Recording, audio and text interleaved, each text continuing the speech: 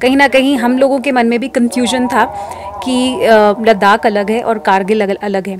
So voice of Ladakh के माध्यम से मैं आपको बताना चाहती हूँ और सबको बताना चाहती हूँ कि कारगिल एक बहुत ही खूबसूरत पार्ट है लद्दाख का। सो लद्दाख में 2 डिस्ट्रिक्ट्स आते हैं, लेह और कारगिल।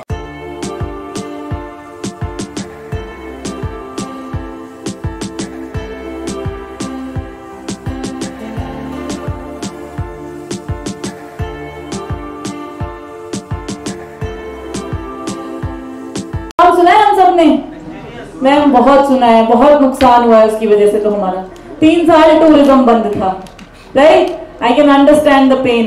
तो इसीलिए जो हम सोडियम हाइपोक्लोराइड का इस्तेमाल करते हैं, सोडियम हाइपोक्लोराइड का इस्तेमाल इसीलिए किया जाता है ताकि जितने भी फ्रीक्वेंटली टच होने वाले एरियाज हैं, जो बार बार जिन चीजों को हम टच करते हैं अपने घरों में, उन पे अगर हम इसे इस्तेमाल करेंगे तो बैक्टीरिया वायरस को हम मार सकते हैं।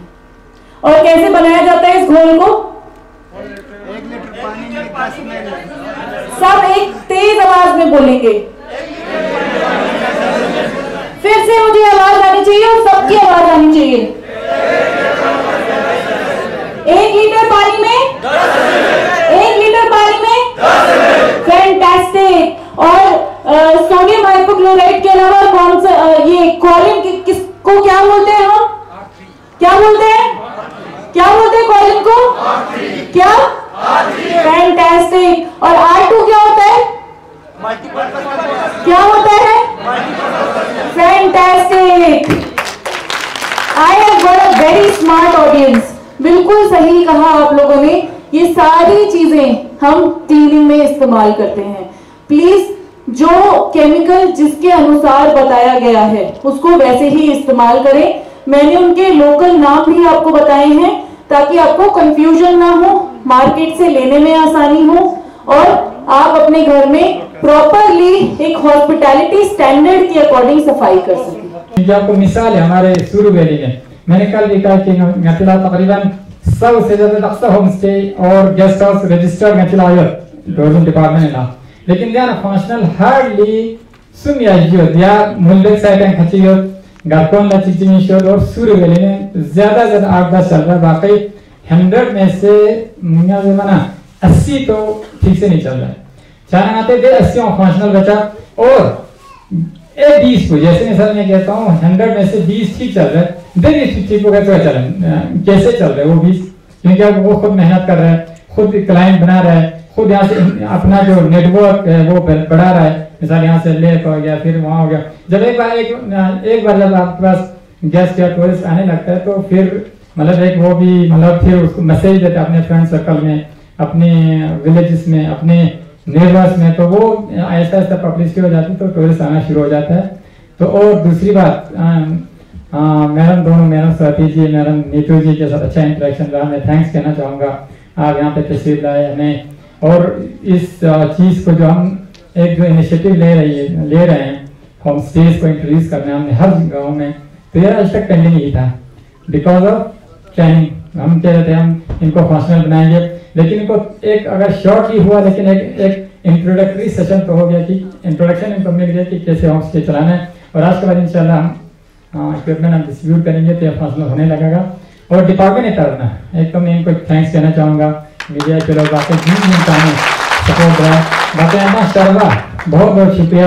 यहाँ थारी नजास्कार नस्योत, सूर्य वैली नस्योत, द्राज नस्योत, दस्ती गफोन, मुल्क एरिया गमनिया ना तस्कोन ना बाकी जगह गम का नहीं यहाँ स्योते नचा सपोर्ट बस। वॉइस ऑफ लद्दाख देख रहे तमाम नाजरीन को अस्सलाम वालेकुम व आदाब। तो नाजरीन, आज department of tourism Kargil collaboration with OYO के जानिब से कारगिल में 2 रोज़ा ट्रेनिंग का मुनक़िद किया गया था। तो आज इस ट्रेनिंग के मकसद क्या है इसके बारे में जानकारी देने के लिए स्वेति शर्मा मैम हमारे साथ जुड़ चुके हैं। हम जानने की कोशिश करेंगे। सबसे पहले आज के इस जो 2 रोज़ा प्रोग्राम है मैम, उसका मकसद क्या है और कितने लोगों ने इसमें पार्टिसिपेट किया? थैंक यू, शुक्रिया। झूले और सलाम। और झूले मैंने ज़रूर इसलिए कहा क्योंकि जब से मैं यहाँ आई हूँ मैंने देखा है टूरिस्ट और कहीं ना कहीं हम लोगों के मन में भी कंफ्यूजन था कि लद्दाख अलग है और कारगिल अलग है। सो वॉइस ऑफ लद्दाख के माध्यम से मैं आपको बताना चाहती हूँ और सबको बताना चाहती हूँ कि कारगिल एक बहुत ही खूबसूरत पार्ट है लद्दाख का। सो लद्दाख में 2 डिस्ट्रिक्ट्स आते हैं, लेह और कारगिल। सो कारगिल लद्दाख का एक बहुत ही खूबसूरत हिस्सा है। सो अब मैं आती हूँ आपके सवाल पे कि मकसद क्या है इस ट्रेनिंग का। तो हम ओयो से हैं, मैं ओयो में डायरेक्टर लर्निंग एंड डेवलपमेंट हूँ। हमारा एक्सपर्टीज़ है लर्निंग एंड डेवलपमेंट में, और मेरी ऑर्गेनाइजेशन ओयो का एक्सपर्टीज़ है कि हम कैसे टेक्नोलॉजी के थ्रू जितने भी होम स्टेज होते हैं उनकी हेल्प करते हैं कि उनको और बुकिंग्स आएँ, क्योंकि ज़्यादा बुकिंग्स आएंगी तो ज़्यादा गेस्ट आएंगे, ज़्यादा गेस्ट आएंगे तो रेवेन्यू ज़्यादा होगा, इसी तरीके से उनको मुनाफा होगा, उनका प्रॉफिट ज़्यादा होगा। तो मकसद ये है कि हम हमारे एक्सपर्टीज़ से, हमारे लर्निंग एंड डेवलपमेंट के एक्सपर्टीज़ से और ओयो के एक्सपर्टीज़ से हम होम स्टेज को और बेहतर बनाएं और उनका मुनाफा हो। और इसमें 275 होम स्टे ओनर्स यहाँ कारगिल के बहुत ही खूबसूरत लोग हैं और बहुत इंटेलिजेंट हैं। जब मैंने उनका सेशन लिया कल तो मैंने देखा कि बहुत ही रिसेप्टिव हैं और भूलते नहीं हैं उनको कुछ बता दो तो। सो ये एक्सपीरियंस बहुत ही उनके लिए बेहतरीन रहेगा। सो बेसिकली 2 दिन का ये प्रोग्राम है जैसा कि आपने कहा।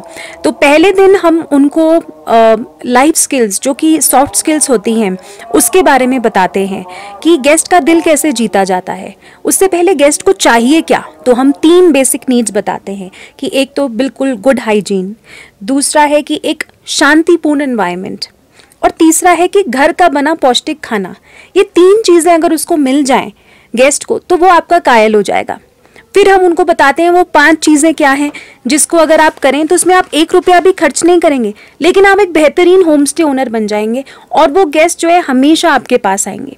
और वो 5 चीज़ें हैं स्माइल, ओके। फिर उसके बाद आपका जो टोन है, किस टोन में आप बात करते हैं। तीसरा है बीइंग पोलाइट। चौथा है बॉडी लैंग्वेज। अभी भी जैसे मेरे हैंड मूवमेंट्स हैं, हम किसी से जब प्यार से बात करते हैं तो हमारा बॉडी लैंग्वेज पॉजिटिव होना चाहिए। और 5वां है इमोशनली इंटेलिजेंट, कि किसी के बिना कुछ कहे हम उसका दुख समझ जाएं। मेहमान क्या चाहता है, वो थका हुआ लग रहा है तो हम कहें सर हम चाय बना दें। क्या इस प्रोग्राम को अब शुरू करने से पहले, क्या आपने इससे पहले कारगिल में विजिट किया था क्या? मेरा तो पहला विजिट है कारगिल में, लेकिन हाँ ओयो से हमारे जो भी सीनियर्स हैं जिन्होंने ये चीज़ इनिशिएट करी, सिद्धार्थ सर हैं, उन्होंने इनिशिएट किया ये विद द लद्दाख टूरिज़्म। इस पे बात काफ़ी टाइम से चल रही है, बट बीच में क्योंकि यहाँ पे वेदर बहुत ठंडा हो जाता है, बर्फ़ पड़ती है, तो इसलिए तब के लिए होल्ड पे था। बट तब से हमारे जो सीनियर्स हैं सब वो यहाँ पे ऑलरेडी लद्दाख टूरिज़्म ऑफिशियल से मीटिंग्स कर रहे थे कि आने वाले दिनों में खासकर कारगिल में अगर टूरिज़्म प्रमोट करने हैं तो हमारे अथॉरिटीज़ को या हमारे डिपार्टमेंट को किस तरह के इक़दाम उठाना पड़ेगा? सर इसमें सबसे पहले आई थिंक सोशल मीडिया एक बहुत पावरफुल टूल है, और जहाँ भी मैं देखती हूँ सोशल मीडिया पे सब लोग नुब्रा और वहाँ के आसपास के एरियाज़ को ही कवर कर रहे होते हैं, जितने भी यूट्यूबर्स हैं। और मैं चाहती हूँ कि जैसे लद्दाख टूरिज़्म का ट्विटर हैंडल है, इंस्टाग्राम पेज भी होगा, या जितने भी आप जो हैं सर, आप वॉइस ऑफ लद्दाख से हैं, जितने भी मीडिया वाले हैं, मैं चाहती हूँ आप सब अपने फेसबुक, इंस्टाग्राम, ट्विटर सब हैंडल्स पे कारगिल के बारे में बताइए, नुनकुन माउंटेन के बारे में बताइए, सुरू वैली जो कि इतनी हरी है उसके बारे में बताइए, 7th सेंचुरी जो यहाँ मैत्री बुद्धा हैं जो एक पहाड़ पर है, मैंने ऐसे बुद्धा कहीं नहीं देखे थे, एक तरफ पहाड़ और एक तरफ ऐसे हैं। और एक चीज़ मैं खासकर बताना चाहूँगी कि मैं पहली बार आई कारगिल, जब मैं लेह से कारगिल आई तो जो मैंने ड्राइव देखी, जो माउंटेन्स देखे, मेरे ख्याल से उससे सुंदर पहाड़ मैंने कहीं नहीं देखे। मैंने लाहौल देखा है, स्पीति देखा है, मनाली टू लेह भी देखा है, और लेह में तो खैर ऑफ कोर्स नुब्रा भी मैं गई हूँ वहाँ पे, बट मैंने इतने सुंदर पहाड़ कहीं नहीं देखे। मैं चाहती हूँ कि आप सब जो ये देख रहे हैं आप प्रमोट करिए। मूनलैंड है रास्ते में आता है, उस सब को प्रमोट करिए, उसकी फोटोग्राफ्स डालिए। जागरूकता की ज़रूरत है, अवेयरनेस की ज़रूरत है कि कारगिल कितना ज़्यादा खूबसूरत है। सो मैं वही चाहती हूँ कि जो टूरिज़्म डिपार्टमेंट है अपनी सारे सोशल मीडिया चैनल्स को एक्टिवेट कर दे, वहाँ पे रील्स डालें, फोटोग्राफ्स डालें, वीडियोस डालें। और सर मैं बिल्कुल सच बोलूँगी आपको, मेरी मम्मी ने बोला अच्छा बेटा सब ठीक है, तो मैंने कहा मम्मी क्यों? उन्होंने कहा कि कारगिल मेरा तो नाम सुनते ही ऐसे हो जाता है। और सच बताऊं तो मैंने खुद भी ऐसे सोचा कि कारगिल मतलब, क्योंकि सबका ना एक 1971 में वॉर हुई थी, सब उससे कनेक्ट करते हैं कि भाई कारगिल तो वो एरिया है, तो मतलब वो हेविली मिलिटराइज्ड होगा, वहाँ पे आर्मी बहुत है, तो सबको ऐसे थोड़ा दहशत है। और शायद ही, जैसे कि मैंने शुरुआत भी करी थी, हर किसी को पता है कि वो किसी को नहीं पता है कि वो लद्दाख का ही हिस्सा है। तो आई थिंक ये डर जाना चाहिए। और मैं सबको बताना चाहती हूँ, मैं खुद आई हूँ यहाँ पे, रह रही हूँ, ट्रेनिंग दे रही हूँ। यहाँ के लोग इतने खूबसूरत हैं और इतना भारत के प्रति उनके मन में प्रेम है और इतने इंटेलिजेंट हैं। तो ये जगह आप सब आइए, मुझे लगता है कि ये जितना खूबसूरत, अगर आपने ले देखा है, लाहौल स्पीति देखा है, कश्मीर देखा है, कारगिल उतना ही खूबसूरत है। और मुझे लगता है यहाँ के लोगों के अंदर वो है कि वो टूरिज़्म को वो खुद भी प्रोत्साहन देना चाहते हैं और उससे यहाँ की इकोनॉमी भी बढ़ेगी। और मुझे लगता है हर भारतीय को हमारा भी एक ये कर्तव्य है, क्योंकि यहाँ पे वॉर हुई थी। अभी हम जैसे यूक्रेन का वॉर देख रहे हैं, तो एक वॉर के बाद उठना बहुत मुश्किल होता है, तो जिसके इफेक्ट्स मेरे को कहीं ना कहीं लगता है कि हैं। सो मुझे लगता है यहाँ पे हम सबको आना चाहिए और इकोनॉमी को बूस्ट करना चाहिए। मैं यही कहना चाहूँगी टूरिस्ट के लिए, तो मैं ये कहना चाहूँगी आप सब कारगिल में आइए। कारगिल लद्दाख का एक बहुत ही खूबसूरत हिस्सा है और खासकर वो ड्राइव कोशिश करिए आप, वो जो ड्राइव जो लेह से जो आते हैं, अच्छी बात है अभी एयरपोर्ट नहीं है बिकॉज फिर वो ड्राइव नहीं दिखेगी, वो ड्राइव देखिए बहुत खूबसूरत है। और कारगिल के अंदर भी जो सुरू वैली है, ओहो हो, और जो ये सुरू लेक, ये जो है ये रिवर है, बहुत ही खूबसूरत है। आप सब आइए। और मैं लद्दाखियों के लिए ये बोलना चाहूँगी, जो लोग लेह में रहते हैं या लद्दाख के और पार्ट्स में रहते हैं या कारगिल में नहीं है, इस डिस्ट्रिक्ट में नहीं है, कि आप सब भी बताएं कि कारगिल भी हमारा हिस्सा है। जब वो खुद बताएंगे ना तो ज़्यादा विश्वास होगा लोगों में। Thank you. ओयो शब्द से ही आपको समझ में आ रहा होगा, ओयो का मतलब है ऑन योर ओन। सो हम as an OYO budgeted hotels provide करते हैं जो कि हर एक बेसिक फैसिलिटीज़ आपको देंगे। सो बेसिकली हम कहीं भी ट्रैवल करने जाते हैं तो अच्छा खासा प्राइस पे कर भी हमें कई बार वो फैसिलिटीज़ नहीं मिल पाती जो हम सोचते हैं।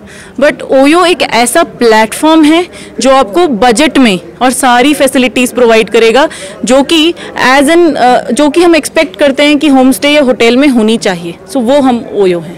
ये प्रोग्राम हमारा सेकंड प्रोग्राम है, बट हाँ मैं कारगिल फर्स्ट टाइम आई हूँ। बट इससे पहले मैंने लेह में हमने ये प्रोग्राम, सेम प्रोग्राम वहाँ पर भी किया था। 275 होम ओनर्स जो कि होम स्टे ओनर्स हैं, उनके साथ हमने सेम ट्रेनिंग प्रोग्राम किया था। नाउ अब ये कारगिल की बारी है, हमने 275 लोगों के साथ कारगिल में भी सेम प्रोग्राम किया है। तो ये सेकेंड प्रोग्राम है। आने वाले दिनों में टूरिज़्म को प्रमोट करने के लिए मुझे तो ऐसा लगता है आजकल बॉलीवुड वैसे ही प्रमोट कर रहा है, बहुत सारी मूवीज़ बन रही हैं यहाँ पर, जो कि एक बहुत बड़ा एडवांटेज है ताकि लोगों को ज़्यादा से ज़्यादा पता चले कारगिल के बारे में। इसके अलावा हम लोगों को भी बहुत सारे प्रमोशन करने चाहिए। हम लोगों से मेरा मतलब है कारगिल के लोगों को भी बहुत सारे प्रमोशन करने चाहिए। ट्रैवलर्स अलग अलग सोशल मीडियाज़ पर कि कौन सी जगहें हैं जहाँ पर वो कारगिल में आ सकते हैं, विज़िट कर सकते हैं। ऐसा ना हो कि कारगिल सिर्फ एक पॉइंट बन जाए कि आप सिर्फ लेह से आए, एक दिन स्टे किया, फिर आगे कश्मीर निकल गए। ऐसा नहीं होना चाहिए। यहाँ पर लोगों को भी प्रमोट उतना ही करना चाहिए कि यहाँ पर कौन सी जगहें हैं। अगर टूरिस्ट आ रहा है तो उसे अवेयरनेस दो, बताओ कि कहाँ कहाँ जा सकते हैं। उससे फ़ायदा ये होगा कि वो और लोगों को बताएगा, वर्ड ऑफ माउथ पब्लिसिटी होगी, एंड लोग एक टाइम ऐसा आएगा कि लोग यहाँ पर रुकेंगे, घूमेंगे और 2-3 दिन के स्टे के लिए आएंगे। मैं टूरिस्ट को यही मैसेज देना चाहती हूँ। मैं खुद भी पहली बार जैसे कि मैंने कहा कारगिल आई हूँ, तो मैं टूरिस्ट को भी यही मैसेज देना चाहती हूँ कि प्लीज़ आइए कारगिल। बहुत खूबसूरत जगह है, बहुत सेफ जगह है और बहुत ही प्यारे लोग हैं यहाँ के। तो प्लीज़ आइए कारगिल, रुकिए और घूमिए यहाँ पर। सिर्फ यही मैसेज देना चाहूँगी। हाँ, एक तो शुक्रिया आपका। तो यूटी एडमिनिस्ट्रेशन का, हमारे ऑनरेबल एलजी साहब का, वर्दी सेक्रेटरी टूरिज़्म, तो और हमारे ऑनरेबल चेयरमैन हिल डेवलपमेंट काउंसिल कारगिल, फिर हमारे डायरेक्टर मैडम वर्दी डिप्टी कमिश्नर, सारे जितने भी ऑफिसर्स हैं यूटी एडमिनिस्ट्रेशन के अंदर, उनका एक ख्वाब था कि टूरिज़्म को कैसे प्रमोट किया जाए।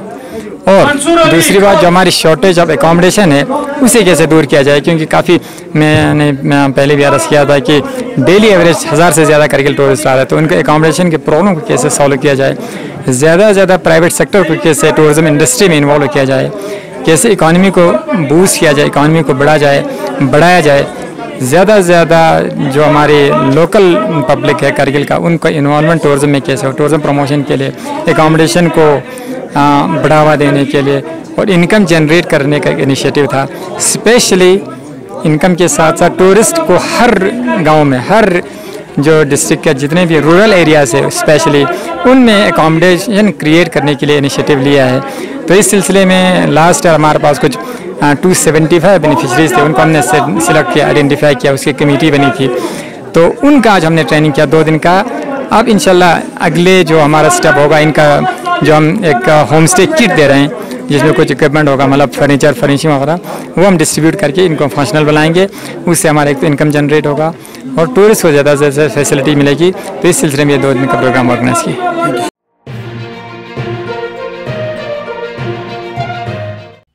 मकामी, कौमी और बैनुल-अक़वामी ख़बरों से बाखबर रहने के लिए चैनल को लाइक, शेयर और सब्सक्राइब करें, साथ ही बेल आइकन दबाना न भूलें।